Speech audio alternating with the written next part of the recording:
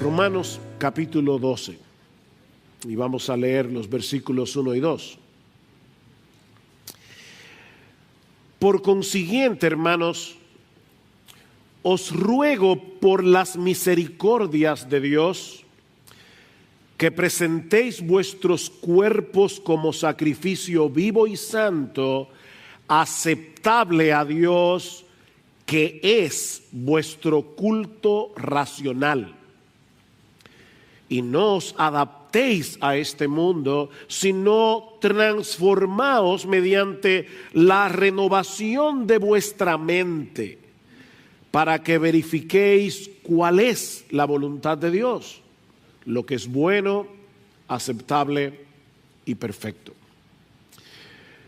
Desde hace aproximadamente año y medio hemos estado exponiendo la carta de Pablo a los romanos versículo a versículo. Ayer, solo por curiosidad, quise verificar cuándo iniciamos esta serie y fue el 14 de abril del 2019. Así que tenemos un año y más o menos 7 meses predicando únicamente de Romanos 1 al 11. Pero en la mañana de hoy hemos llegado a lo que podríamos llamar la bisagra de la carta, porque hay un giro aquí desde la parte doctrinal a la parte práctica. En los primeros 11 capítulos, Pablo ha venido explicando con todo lujo de detalles en qué consiste el Evangelio, las buenas nuevas de salvación en Cristo para todo aquel que cree. Pablo introduce su carta mostrándonos a partir del capítulo 1, versículo 18, hasta el capítulo 3, versículo 20, cuál es la condición espiritual de toda la raza humana que hizo necesaria esa monumental, sorprendente, extraordinaria obra de salvación que Dios llevó a cabo por medio de la persona y la obra de nuestro Señor Jesucristo. Y actuando como una especie de fiscal general de la humanidad, Pablo va presentando su caso, argumento tras argumento, hasta llevarnos a su conclusión en el capítulo 3, versículo 10, donde él dice que en el mundo entero, no hay justo ni aún uno, no hay quien entienda, no hay quien busque a Dios. Todos se desviaron, a una se hicieron inútiles, no hay quien haga lo bueno, ni siquiera uno. Y ese es el argumento de Pablo citando el Antiguo Testamento. O sea, que es Dios el que da ese veredicto. Somos pecadores rebeldes, merecemos la condenación de Dios por causa de nuestros pecados. Pero mis hermanos y amigos que están aquí en esta mañana, es sobre ese fondo negro de nuestra condición espiritual que el diamante del Evangelio brilla en todo su esplendor. La buena noticia que el Evangelio anuncia es que Dios no nos dejó en esa condición de miseria, en esa condición de condenación, sino que proveyó a través de Cristo un Salvador que nos libra del pecado y que nos libra de todas las consecuencias del pecado. Dios, el Hijo, la segunda persona de la Trinidad, se hizo hombre, vivió una vida de perfecta obediencia a la voluntad de su Padre y luego murió en una cruz como un criminal para pagar por todos nuestros pecados. Él recibió sobre sí mismo voluntariamente toda la ira de un Dios perfectamente santo, perfectamente justo, toda la ira que tú y yo merecemos por causa de nuestros pecados. Eso fue lo que vimos desde la mitad del capítulo 3 hasta el capítulo 5 de la carta. Cristo unió nuestras vidas con la suya por medio de la fe. de tal manera que ahora su justicia perfecta cuenta como nuestra en el tribunal de Dios. Somos justificados, es decir, declarados justos en el tribunal de Dios, únicamente por medio de la fe en Jesús. De ahí lo que dice Pablo en Romanos capítulo 5, versículo 1, por tanto, habiendo sido justificados por la fe, tenemos paz para con Dios por medio de nuestro Señor Jesucristo. No tenemos controversias con Dios, podemos morirnos tranquilos. Pero el asunto no termina ahí, sino que debido a nuestra unión con Cristo, y guarden esa frase en sus mentes en esta mañana, debido a nuestra unión con Cristo, todos los que han sido justificados también han sido santificados. Hemos sido libertados de la esclavitud del pecado, para que ahora podamos gradualmente ser transformados conforme al carácter de nuestro Señor Jesucristo. Eso fue lo que vimos en Romanos capítulo 6, capítulo 7, capítulo 8. Eso en sí mismo es abrumadoramente extraordinario. Pero resulta mucho más sorprendente si consideramos el hecho de que la única razón, óyeme mi hermano, la única razón por la que ahora disfrutamos de todas esas bendiciones que fluyen de nuestra unión con Cristo es porque Dios de pura gracia decidió amarnos desde antes de la fundación del mundo, como vimos a partir del capítulo 9. Dios tuvo misericordia de nosotros porque Él decidió tener misericordia de nosotros. No había nada, ni en ti ni en mí, que nos hiciera atractivos a los ojos de Dios. Romanos 9:16, Romanos 9:18, Dios tuvo misericordia porque Dios tuvo misericordia.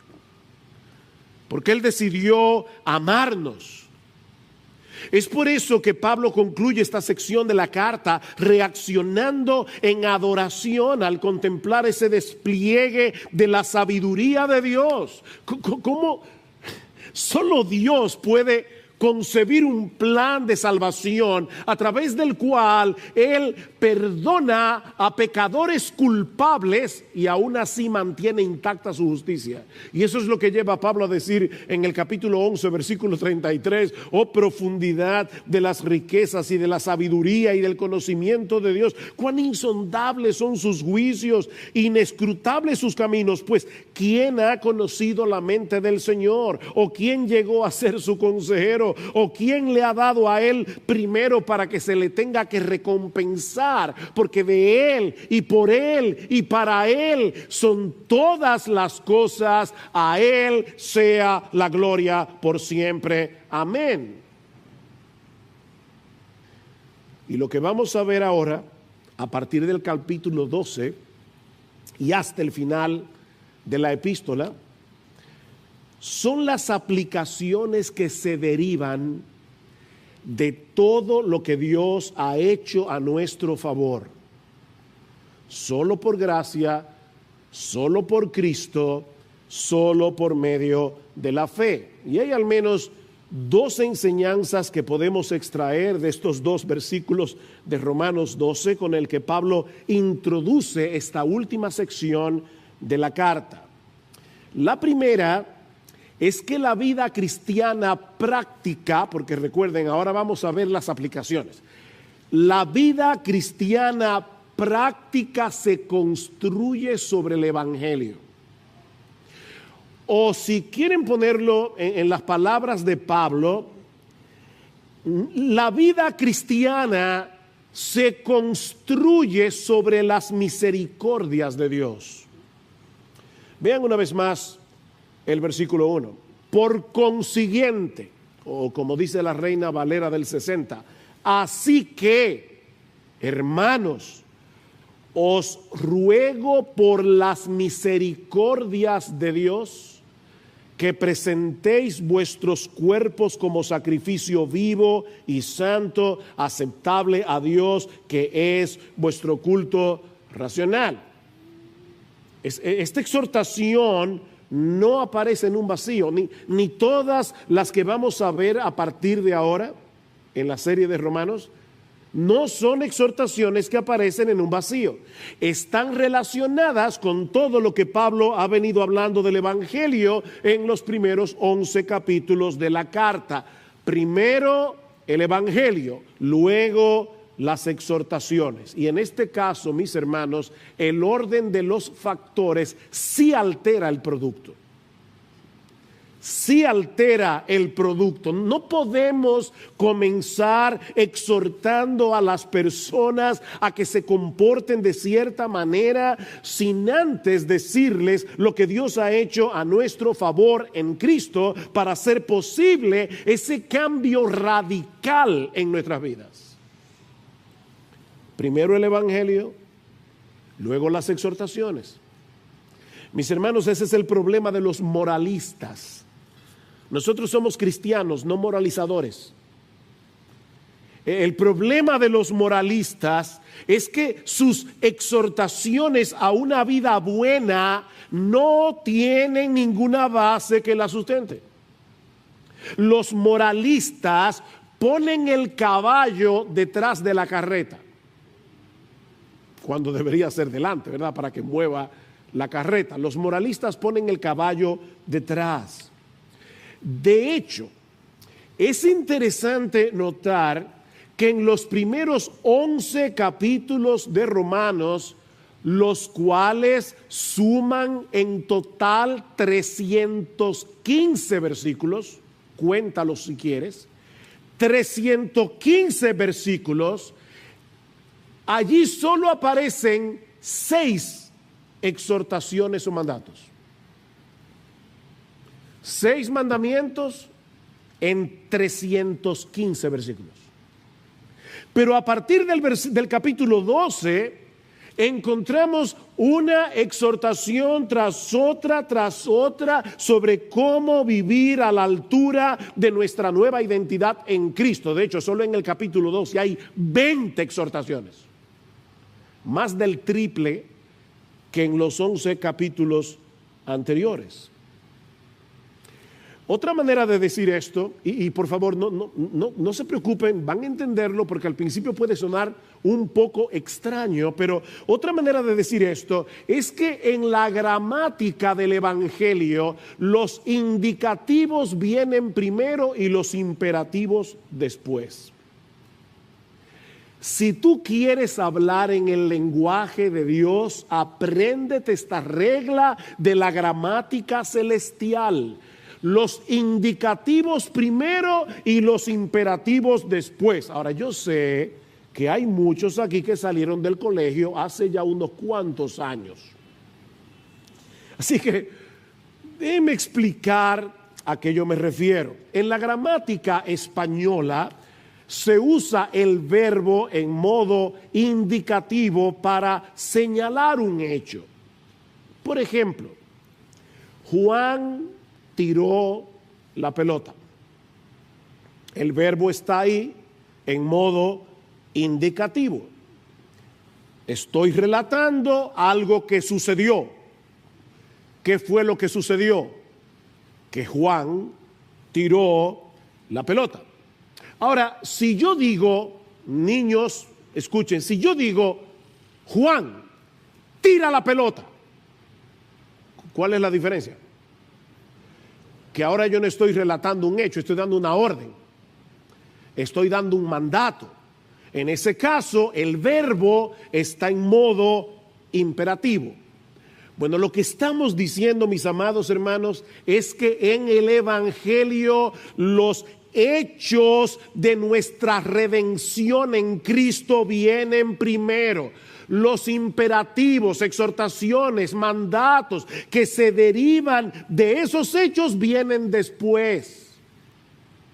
Esa es la gramática de Dios. El Evangelio contiene exhortaciones, de hecho lo vemos en nuestro propio texto de hoy en la mañana, pero como bien señala el teólogo escocés Sinclair Ferguson, estas exhortaciones se encuentran enraizadas en el rico suelo de la gracia. Hay exhortaciones en el Evangelio, pero están enraizadas en el rico suelo de la gracia de Dios. Es por eso que Pablo aquí apela a las misericordias de Dios antes de exhortar a los creyentes a que presenten sus cuerpos como un sacrificio vivo. Y noten, mis hermanos, que Pablo menciona aquí las misericordias de Dios. Él pudo haber dicho, os ruego por la misericordia de Dios, pero no fue lo que dijo. Él dijo, os ruego por las misericordias de Dios, en plural.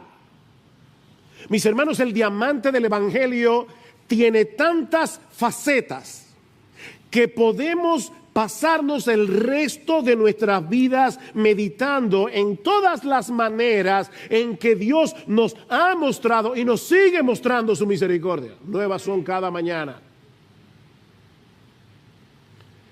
¿Saben que los diamantes dependen de su precio por los cortes que tienen?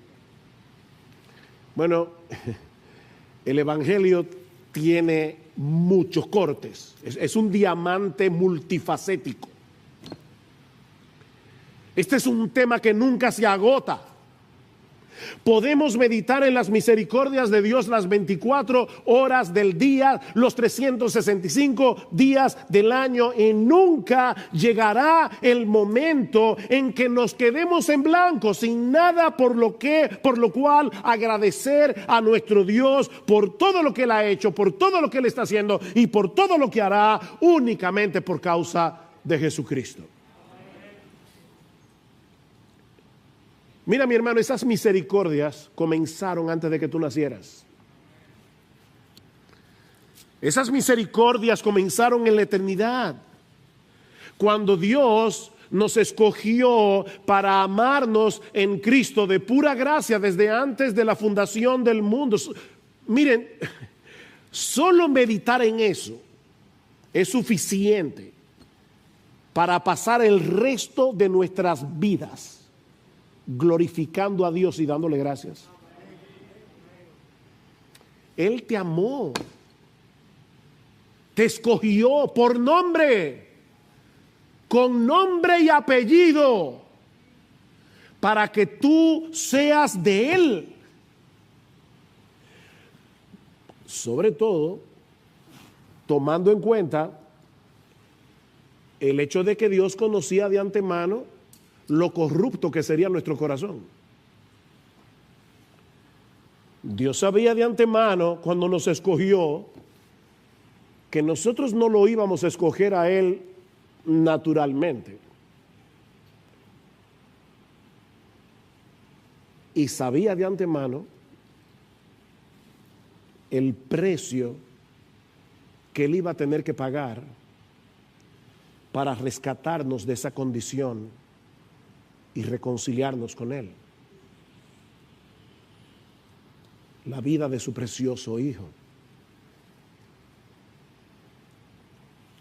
Mis hermanos, en la misma medida en que nosotros entendemos la magnitud de nuestros pecados, así como la gloria y majestad de aquel que estuvo dispuesto a hacerse hombre y sustituirnos en la cruz para pagar nuestra deuda con la justicia de Dios, en la misma medida en que nosotros entendemos eso, estaremos preparados para darle a nuestro Dios la gloria que Él merece. Esa es la meta final de nuestra salvación. La gloria de Dios. Que nuestro Dios reciba toda la gloria por lo que Él ha hecho a nuestro favor en Cristo. Escuchen cómo Pablo lo va a decir más adelante en Romanos capítulo 15, en el versículo 7. Por tanto, aceptaos los unos a los otros, como también Cristo nos aceptó para gloria de Dios. Cristo nos aceptó para gloria de Dios. Pues os digo que Cristo se hizo servidor de la circuncisión para demostrar la verdad de Dios, para confirmar las promesas dadas a los padres y para que los gentiles glorifiquen a Dios por su misericordia. Cristo se hizo hombre para todo eso. Para que ahora podamos vivir el resto de nuestras vidas glorificando a Dios por su misericordia. Lo que nos lleva de la mano a la segunda parte de nuestro texto. Ya vimos que la vida cristiana se construye sobre el Evangelio, es sobre las misericordias de Dios, sobre lo que ya Dios hizo a nuestro favor. Cualquier cosa que nosotros hagamos de ahora en adelante no es para ganarnos el favor de Dios, es porque ya fuimos favorecidos por Él. Recuerden la gramática, primero los indicativos, luego los imperativos. Bueno, ahora vienen los imperativos.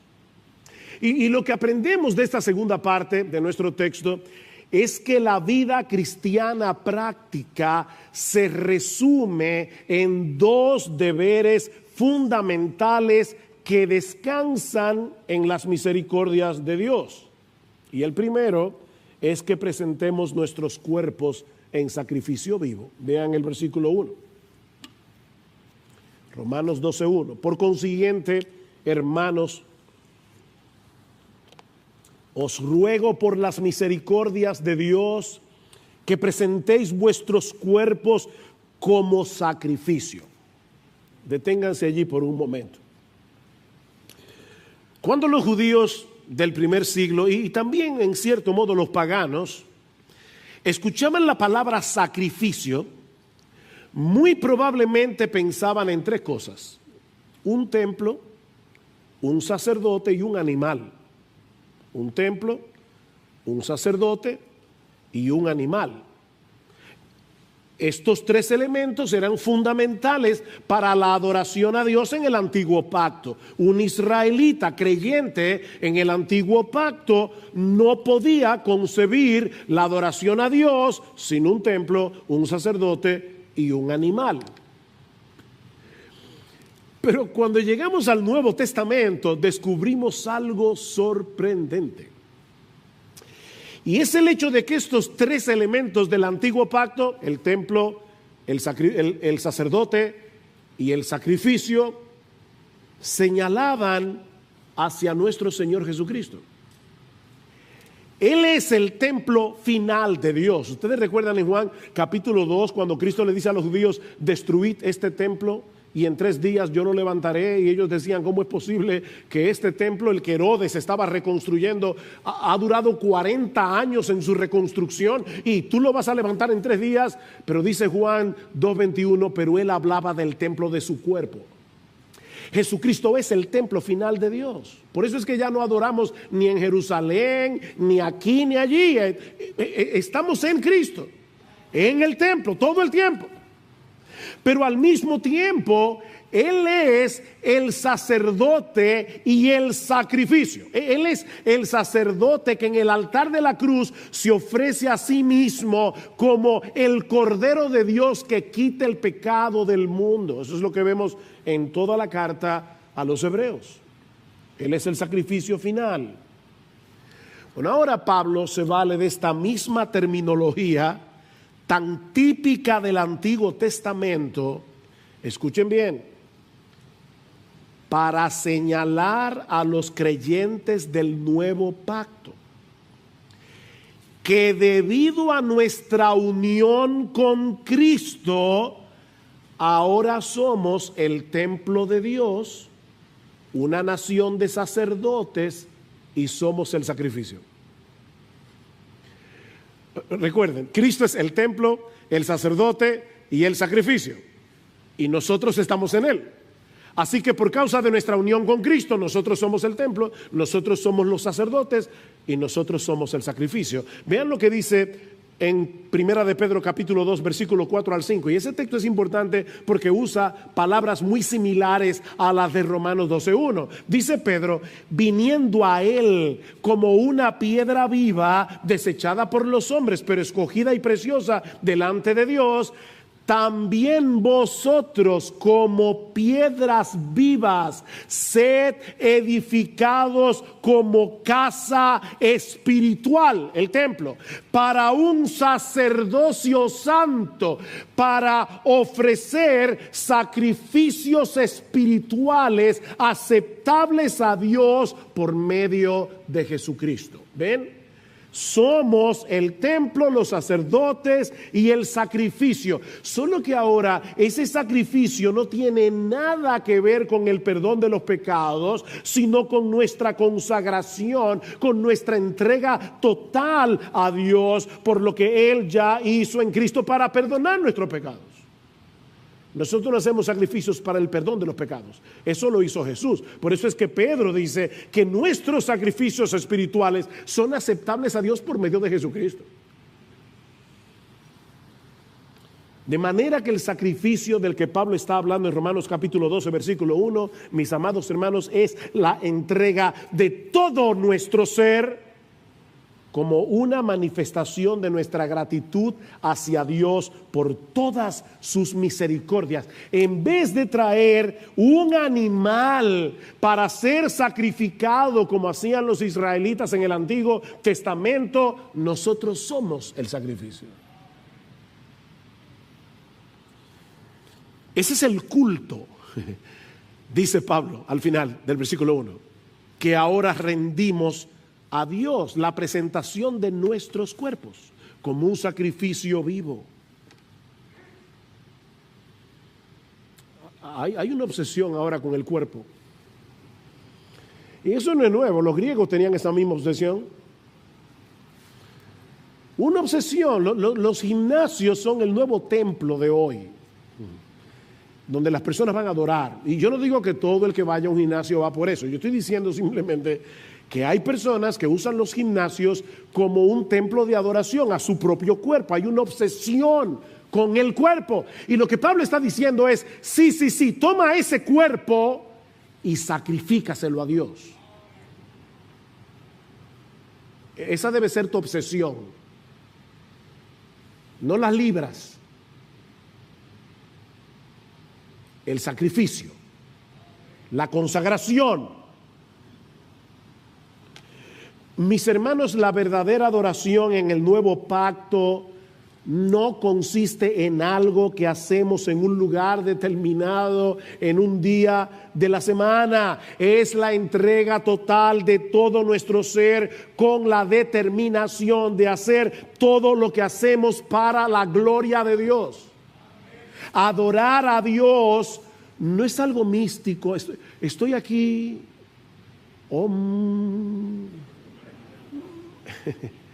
No, esto es algo bien concreto.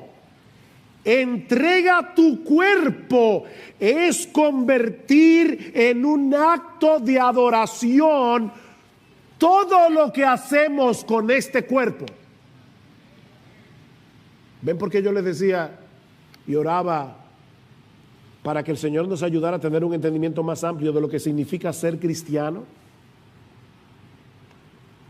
Mis hermanos, esa es la misma enseñanza que vimos hace meses atrás cuando estudiamos Romanos capítulo 6. Vayan conmigo una vez más a Romanos capítulo 6, versículo 11. Así también vosotros consideraos muertos al pecado, pero vivos para Dios en Cristo Jesús. Esa es la enseñanza, la exhortación. Por tanto, no reine el pecado en vuestro cuerpo mortal, para que no obedezcáis sus lujurias, ni presentéis los miembros de vuestro cuerpo al pecado como instrumentos de iniquidad, sino, aquí está la exhortación de Romanos 12, presentaos vosotros mismos a Dios como vivos de entre los muertos y vuestros miembros a Dios como instrumentos de justicia.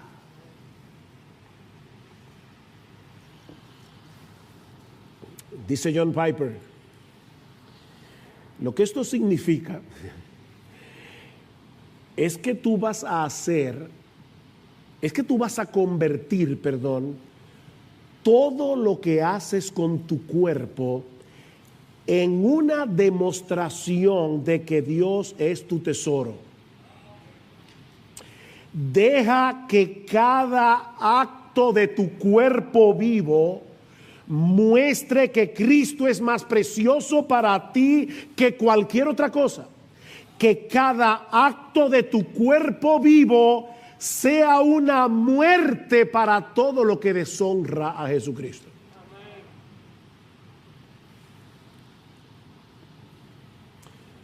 La razón por la que Pablo nos exhorta a presentar nuestros cuerpos, los evangélicos hablamos mucho de entregar el alma. Vamos a salvar almas. No, vamos a salvar gente que tienen cuerpo y tienen alma. Y cuando Cristo salva, salva el cuerpo y el alma. No una sola cosa.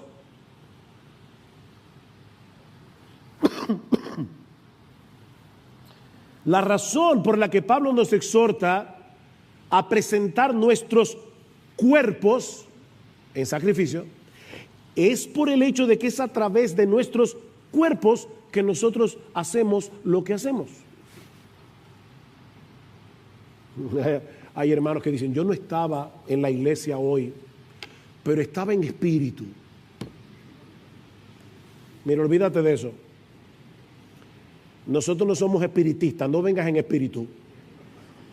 Tú tienes que venir con tu cuerpo, con tus pies, con tu cuerpo, con tu mente, con tu cabeza, para alabar a Dios con tus labios, para escuchar la palabra con reverencia con tus oídos. Es tu cuerpo.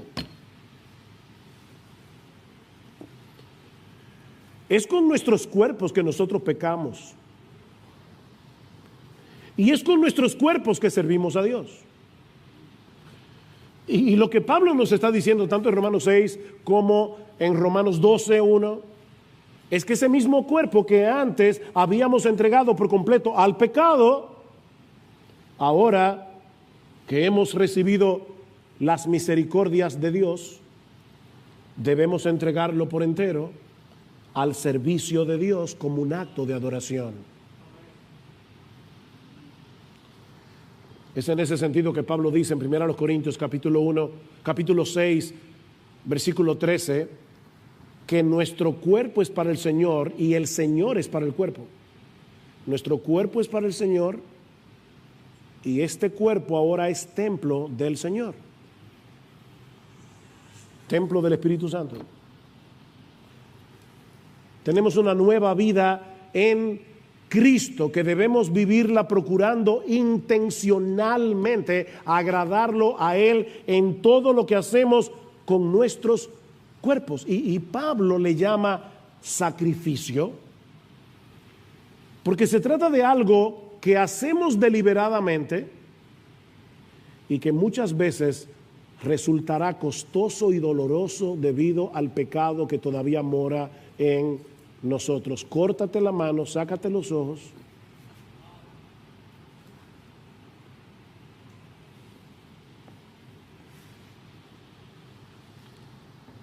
Y miren, mis hermanos, contrario a lo que mucha gente piensa, esta no es una entrega que se hace una sola vez. Ciertamente, todos nosotros nos entregamos a Dios en el momento de nuestra conversión. Pero constantemente debemos recordar que nuestros cuerpos no nos pertenecen. Por eso es que el Señor nos dice en Lucas, niégate a ti mismo, toma tu cruz cada día y sígueme. ¿Por qué cada día? O porque todos los días yo trato de bajar mi cuerpo de esa cruz.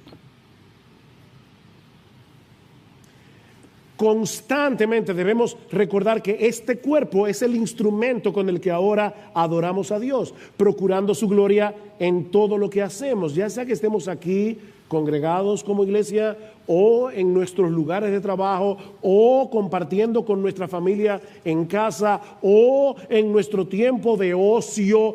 Debemos actuar como lo que somos. ¿Y qué es lo que somos? Adoradores del único Dios vivo y verdadero.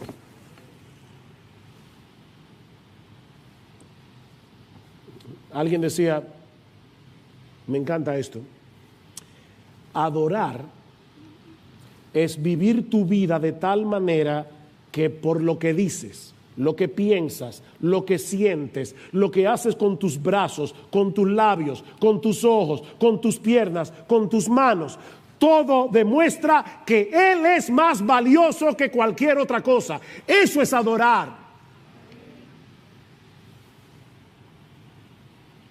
Y en ese sentido yo pienso, mis hermanos, que debemos tener cuidado al decir que nosotros venimos a la iglesia a adorar a Dios. Ahora, no me malentiendan. Nosotros venimos a la iglesia a adorar a Dios. Eso es verdad. Pero yo creo que sería más preciso decir que nosotros venimos a la iglesia a continuar adorando. Eso es más preciso, porque supuestamente eso era lo que estábamos haciendo todo el resto de la semana. La diferencia es que ahora lo estamos haciendo como pueblo de Dios, en la presencia especial de Dios, en el día del Señor.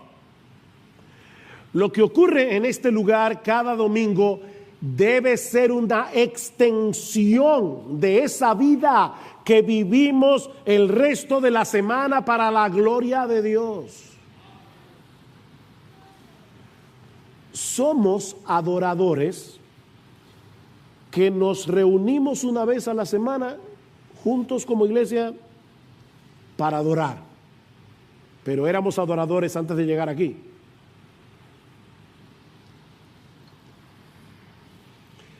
Y esa es una idea que se repite una y otra vez en el Nuevo Testamento. Por solo citar algunos textos, en Filipenses capítulo 3, ¿recuerdan que leyó Marcos? Nosotros somos la verdadera circuncisión, los que en espíritu adoramos a Dios y nos gloriamos en Cristo Jesús. ¿Cuándo es eso? Cuando estamos aquí en la iglesia, los 7 días de la semana. 1 Corintios 6. ¿O no sabéis que vuestro cuerpo es templo del Espíritu Santo, que está en vosotros, el cual tenéis de Dios, y que no sois vuestros? Somos templo 24/7, el creyente. Pues por precio habéis sido comprados. Por tanto, glorificad a Dios en vuestro cuerpo y en vuestro espíritu, los cuales son de Dios.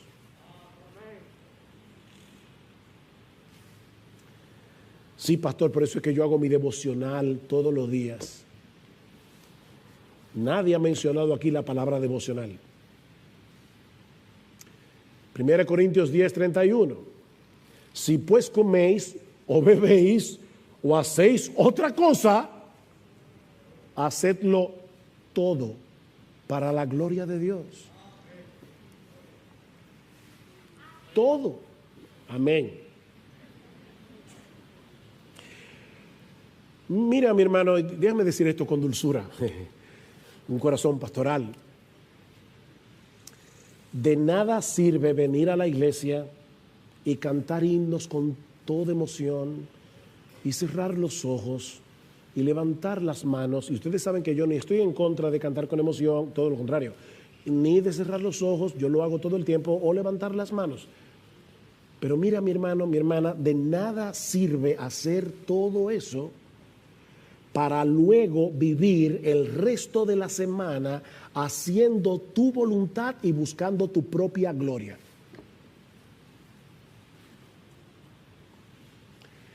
La verdadera adoración es un estilo de vida. Es un estilo de vida. Ya que Dios nos compró para Él, debemos presentar nuestros cuerpos como sacrificio vivo y santo. Es decir, lo contrario a lo que hacíamos cuando éramos inconversos, que usábamos los miembros de nuestros cuerpos para pecar contra Dios, para vivir de espaldas a Dios. Ese sacrificio, dice Pablo, es aceptable a Dios. Y eso parece que está de más. Pero Pablo quiere enfatizar el hecho de que nuestra meta en la vida ha sido reorientada. ¿Oíste eso? Nuestra meta en la vida en el momento de la conversión fue reorientada radicalmente. En vez de procurar agradar a los demás, en vez de procurar agradarte a ti mismo, nuestra meta es agradar a Dios. Y todo lo que hagáis, sea de palabra o de hecho, hacedlo todo en el nombre del Señor Jesús, dando gracias a Dios Padre por medio de Él. Si lo que vas a hacer, tú no puedes hacerlo en el nombre de Jesús, ni dándole gracias a Dios por eso que tú vas a hacer, no lo hagas. No lo hagas.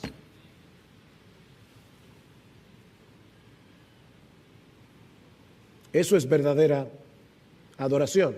Y no lo hacemos, yo repito otra vez, para ganarnos el favor de Dios, sino porque ya fuimos favorecidos, de pura gracia. Por eso es que Pablo dice al final del versículo 1 que eso es nuestro culto, la palabra es latría. Idolatría es adorar un ídolo. Bueno, esa latría solo se le debe a Dios, no a María, ni a los ángeles, ni a los santos, solo a Dios. Y Pablo dice, esa es nuestra latría, nuestro culto lógicos, dice el griego, de donde viene nuestra palabra lógico. Es nuestro culto racional, es nuestro culto razonable. Mis hermanos, esa entrega total de todo nuestro ser es la única respuesta razonable a las misericordias de Dios. Es lo único razonable que tú puedes hacer, que yo puedo hacer. Dice un comentarista: una vez que tienes un entendimiento claro de la misericordia de Dios, cualquier otra cosa que no sea un sacrificio total y completo de ti mismo a Dios es completamente irracional. Si pones este texto al revés, todo lo que no sea una entrega a Dios total es irracional. Lo que nos lleva al segundo deber. Recuerden que hemos dicho, nuestro mensaje tiene 2 puntos, no quiero que te pierdas en la estructura. Primer punto, la vida cristiana se construye sobre el evangelio. En segundo punto, la vida cristiana práctica se resume en 2 deberes fundamentales. ¿Cuáles son esos 2 deberes fundamentales? Primero, entrega todo tu cuerpo como sacrificio, pero no vas a poder hacer eso sin hacer lo segundo.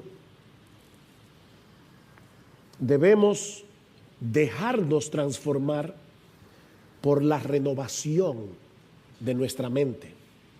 Versículo 2. Romanos capítulo 12, versículo 2. Y no os adaptéis a este mundo, sino transformaos mediante la renovación de vuestra mente, para que verifiquéis cuál es la voluntad de Dios, lo que es bueno, aceptable y perfecto. Aquí tenemos un mandamiento negativo, un mandamiento positivo. El mandamiento negativo: no nos adaptemos a este mundo. Hay una paráfrasis del Nuevo Testamento que lo pone de esta manera: no permitan que el mundo que los rodea los comprima para adaptarlos a su propio molde.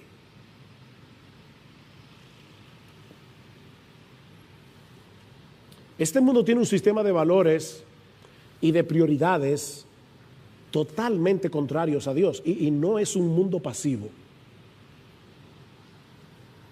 Este sistema mundano en el que nosotros vivimos, cuando hablamos del mundo aquí, no nos estamos refiriendo al planeta Tierra, nos estamos refiriendo a ese sistema de maldad que impera en este mundo y que es contrario a Dios.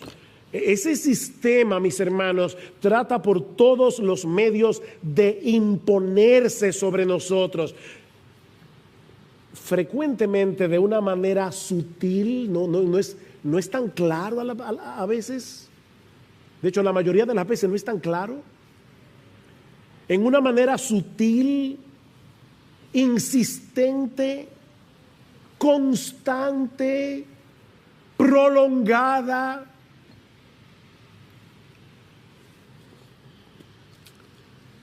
Una vez alguien le dijo a una hermana: mayor de la iglesia, no de esta, no iglesia, no sé dónde. Era una señora muy bondadosa. Y alguien le dijo, usted es tan bondadosa y siempre trata de encontrarle el lado bueno a los demás, que hasta al diablo usted le encontraría algo bueno. Y dice ella, sí, su perseverancia. El diablo no se cansa. Él trata y trata y trata y trata y trata y trata de amoldarte a este mundo. Este sistema desprecia lo que verdaderamente tiene valor, la gloria y hermosura de nuestro gran Dios y Salvador Jesucristo, y al mismo tiempo exalta y valora aquello que es pasajero e intrascendente. Lo fútil. Un filósofo árabe, Khalil Gibran, escribió una historia acerca de dos ladrones que idearon la manera más eficaz para poder robarle al pueblo.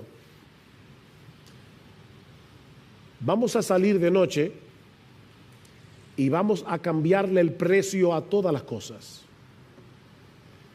Lo que vale mucho le vamos a poner el precio menor, y lo que vale más menos le vamos a poner el precio mayor. Y dice Gibran, desde aquella época el mundo está confundido.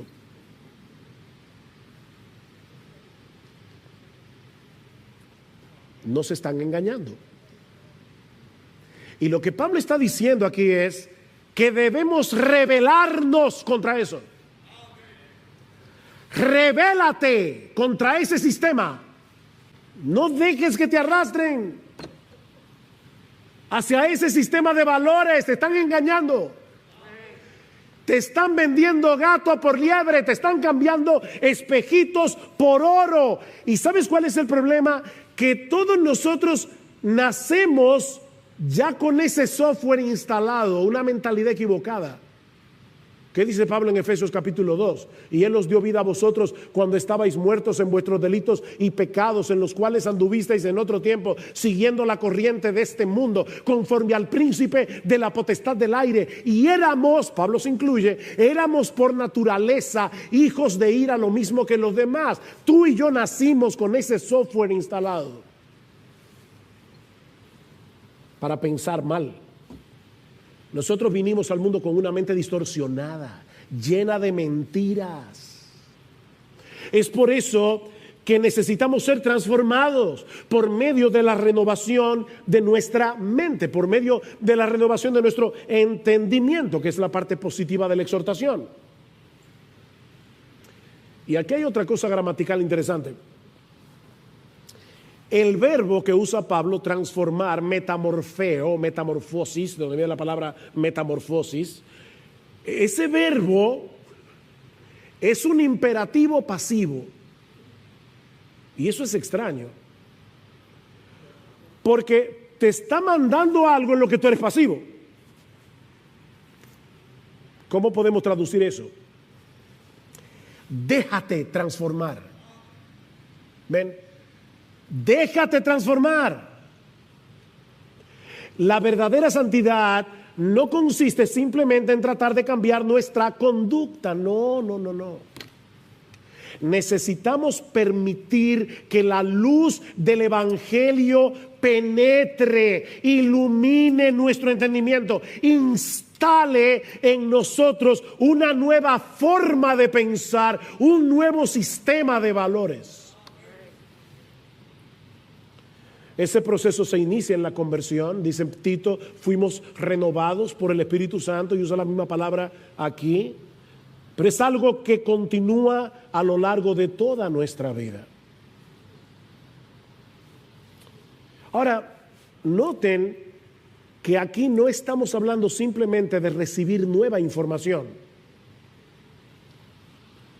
Estamos hablando de dejar que el Evangelio transforme por completo nuestra forma de ver la vida al contemplarla a través de la hermosura de Jesús. No es simplemente nueva información, no es que, mira, esto está mal y ahora esto está bien. Eso es una información. Ese cambio no dura. Si tú no estás contemplando con deleite la gloria de Jesucristo. Escuche cómo Pablo describe este proceso de transformación. Según a los Corintios 3:18. Por tanto, todos nosotros, mirando a cara descubierta como en un espejo la gloria del Señor, somos transformados. Metamorfosis otra vez. Somos transformados de gloria en gloria, en la misma imagen, como por el Espíritu del Señor. ¿Sabes cómo funciona esto? Tú terminas convirtiéndote en lo que adoras. Salmo 115, versículo 8. Semejantes a ellos, a los ídolos, son los que los hacen. Se hacen semejantes a sus ídolos. Yo me acuerdo cuando yo me convertí, año 1977, estrenaron Fiebre del Sábado por la Noche. Yo no la vi, por cierto. Ya me había convertido, gracias al Señor.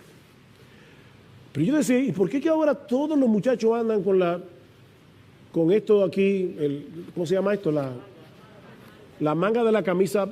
Ah, porque así lo usa John Travolta. Y lo grande es que los adolescentes, sobre todo, tienen un afán de ser únicos. Pero yo no soy como todo el mundo, que entonces se hacen como todo el mundo. Es una cosa rara. Por eso le digo que es muy sutil. Pablo continúa diciendo, pero si nuestro evangelio está aún encubierto, entre los que se pierden está encubierto, en los cuales el Dios de este siglo cegó el entendimiento de los incrédulos para que no les resplandezca la luz del evangelio de la gloria de Cristo, el cual es la imagen de Dios. Si tú no puedes ver a Cristo glorioso, mi amigo, es porque el diablo te está cegando. Porque no nos predicamos a nosotros mismos, dice Pablo, sino a Jesucristo como Señor y a nosotros como vuestros siervos por amor a Jesús. Pablo, ¿y por qué tú predicas si acabas de decir que el pecador está ciego? Yo predico porque Dios, que mandó que de las tinieblas resplandeciese la luz, es el que resplandeció en nuestros corazones para iluminación del conocimiento de la gloria de Dios en la faz de Jesucristo. ¿Ves? Lo que Pablo nos enseña en este pasaje es que el mismo proceso que Dios usó en nuestra conversión, abrir nuestros ojos a través de la predicación para que veamos nuestro pecado y para que veamos a Jesucristo como el todo suficiente Salvador, digno de toda gloria, digno de toda admiración. Ese proceso es el que Dios usa en nuestra santificación. El mismo proceso que usó en la conversión es el que usa en la santificación. Viendo su gloria somos transformados de gloria en gloria. Sinclair Ferguson, otra vez, lo explica de esta manera: en la medida en que la grandeza del evangelio comienza a llenar y a expandir nuestras mentes, mientras llegamos a conocer al Hijo de Dios a través de la palabra de Dios y por el Espíritu de Dios, un proceso de cambio toma lugar en nuestros pensamientos, en nuestros sentimientos, en nuestros deseos y en nuestro vivir. La palabra de Dios y el Espíritu de Dios obran juntos, transformándonos activa y poderosamente.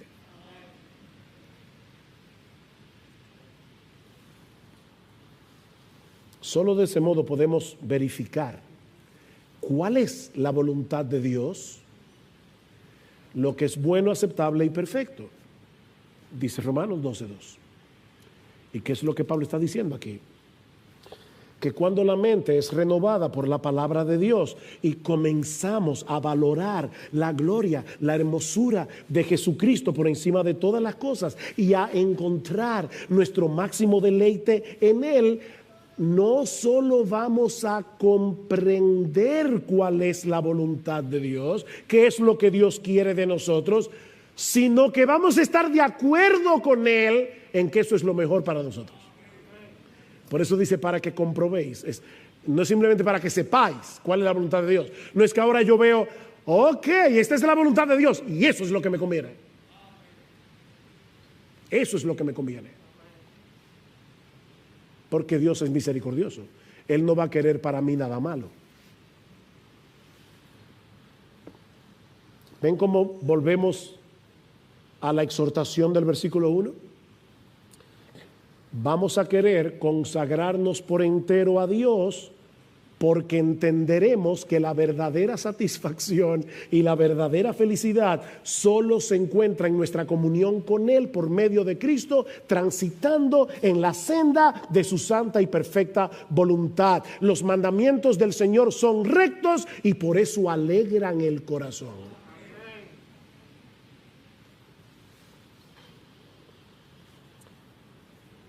El hecho de hablar de sacrificio puede llevarnos a pensar que el llamado de Dios es algo como esto. Mira, tú vas a vivir una vida miserable aquí en la tierra, pero no te preocupes que al final viene la gloria. ¿Verdad? Eso es como alguna gente ve la vida cristiana. Aquí una desgracia, pero no te preocupes, esa desgracia dura poco. Lo bueno está del otro lado. Eso es lo que el diablo quiere que tú creas. No. La realidad es que Cristo vino a darnos vida y vida en abundancia. Cristo vino a darnos vida.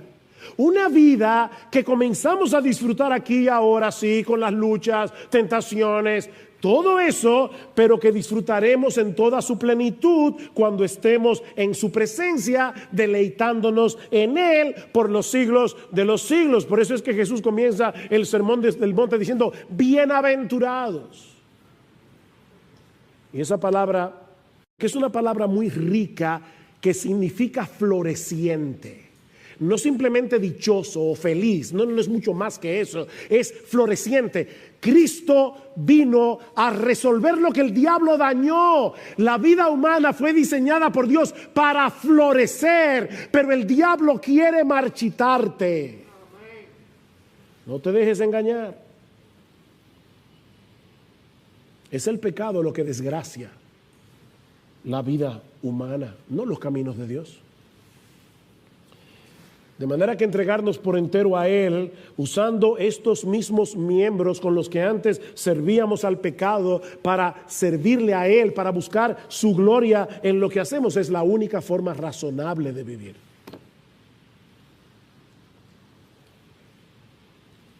Y a la luz de esa realidad, déjame hacerte una pregunta. Leímos Filipenses 3, donde Pablo dice, yo lo tengo todo todavía por basura. Pablo escribió ese libro unos 30 años después de su conversión. Y él está diciendo, cuando yo vi la gloria de Jesús camino a Damasco, todo lo demás para mí se convirtió en basura. ¿Y saben qué? 30 años después lo sigo considerando basura por el incomparable valor de conocer a Cristo. Por el incomparable valor. Mi pregunta es, tú puedes decir lo mismo hoy. Yo no sé qué tiempo tú tienes de convertido, pero tú puedes decir hoy, cuando yo miro al mundo y veo a Cristo, yo veo eso como basura. Lo tengo todavía como basura. Mi hermano, ¿cómo está tu vida espiritual? De verdad, en serio, hoy, ¿cómo está tu vida espiritual? Mi esposa me dijo ayer o antes de ayer, no me acuerdo, que debemos tener cuidado para no vivir de glorias pasadas. Y yo le dije, uy, qué bueno está eso. Lo voy a decir en el mensaje. Porque hay hermanos aquí que tienen ya bastante tiempo en el Señor. Y pueden estar viviendo de gloria pasada. ¿Tú te acuerdas cuando salimos a evangelizar y visitar los hospitales? Sí, pero eso ya pasó.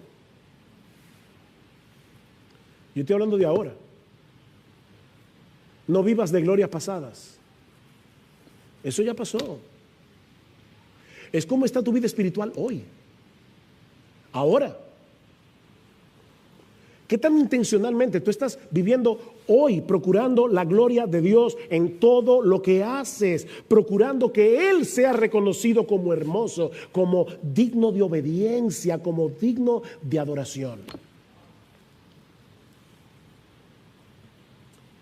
Mira, mi hermano, mi hermana, si tú has decaído espiritualmente, te has enfriado en tu fe, es porque has olvidado las misericordias de Dios y porque has perdido de vista la hermosura de Jesús. Es tan sencillo como eso. La gloria de Jesús está eclipsada. ¿Sabe lo que es un eclipse, verdad? Aquí está el sol, la luna se interpone, ya no veo el sol, ya no veo la luz como la veía antes, el mundo como que pierde su color, se vuelve mustio, gris. ¿Es así como tú ves la vida cristiana ahora? Jesús está eclipsado porque otras cosas se están interponiendo entre tú y Él. Pero mi hermano, tú no tienes que seguir viviendo en esa mediocridad espiritual. Vuelve a meditar en las misericordias de Dios para contigo. Vuelve a meditar en las misericordias de Dios, en las pasadas, en las presentes. Recuerda, nuevas son cada mañana. Hace mucho leí la historia de un individuo que va manejando su carro y cuando llega a la vía del tren, de repente el carro se le apaga. En medio de la vía. Él tranquilamente no ve ningún tren a la vista, comienza a tratar de desabrocharse el cinturón de seguridad para prender el vehículo, pero el cinturón está trabado. Y de repente él ve a lo lejos un tren que se acerca. Y ahora él está latiendo a 1000 por hora, tratando de quitarse el cinturón, pero el cinturón sigue trabado. Y el tren se acerca. Y cuando ya el tren está a punto de arrollarlo, él siente que algo lo golpea por detrás y él mira por el retrovisor y se da cuenta que es alguien en un camión que decide meterse en la vía para sacarlo a él y el tren se lo lleva de encuentro. Y ahí se le destraba el cinturón de seguridad. El individuo sale del coche, del carro, mira el camión destrozado y al hombre seguramente muerto, y él no sabe cómo agradecer el hecho de estar vivo. Pero la historia no termina ahí. De repente le escucha un ruido raro en el baúl del carro, y cuando lo abre, se da cuenta que su niño de 5 años jugando se había escondido en el baúl. Y si él había estado agradecido hace 2 minutos, ahora ya él no sabe cómo postrarse y dar gracias por lo que ha sucedido. Mi hermano, lo que yo te estoy diciendo es lo siguiente: cada vez que nosotros venimos a la iglesia y vemos una nueva faceta del Evangelio, y vemos una nueva faceta de la hermosura, de la gloria, de la majestad incomparable de nuestro Dios, de las misericordias de Dios. Es como si encontráramos niños en el baúl cada domingo, otro niño y otro niño y otro niño. Las misericordias de Dios. Oh, mi hermano, medita en la misericordia de Dios y sumérgete en su palabra. No hay otro remedio. Sumérgete en las Escrituras para que puedas volver a contemplar la gloria de tu Salvador. Porque recuerda que es contemplando su gloria que somos transformados de gloria en gloria en la misma imagen. Como por el Espíritu del Señor. No hay atajos aquí. Cómete este libro. Cómete este libro, pero no buscando más información, sino buscando a Jesús en este libro.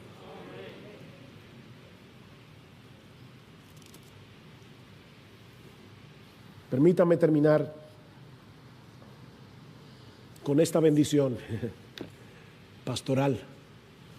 que se encuentra en Hebreos 13, porque ese es mi deseo para ustedes y para mí. Oh, mis hermanos, que el Dios de paz, que resucitó de los muertos a nuestro Señor Jesucristo, el gran pastor de las ovejas, mediante la sangre del pacto eterno, los haga aptos en toda buena obra para hacer su voluntad, obrando Él en vosotros lo que es agradable delante de Él mediante Jesucristo, a quien sea la gloria por los siglos de los siglos. Amén.